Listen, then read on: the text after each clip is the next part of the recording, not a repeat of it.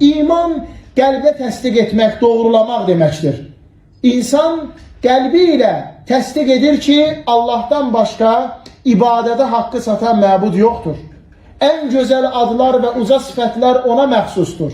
Allah Teala hər bir şeyi yaradan, ruzusunu verən, işləri idarə edən, dirildən və öldürəndir. Allaha iman gətirmək 4 şeyi əhatə edir.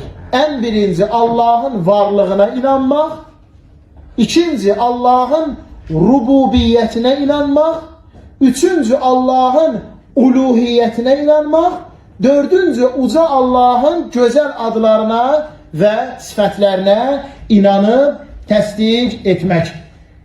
Dil ilə söyləyib, qəlb ilə doğruladıqdan sonra əzalar ilə əməl etmək, uca Allaha itaət etmək ləbuddur və şərtdir. Belə ki, Allah Teala özünə iman gətirmək ilə yanaşı salih əməllər etməyi bizlərə tövsiyə edir. Təkcə inandım, iman gətirdim deməklə iş bitmir. Mütləq insan imanını, inancını salih əməllər ilə təsdiqləyib doğrulamalıdır.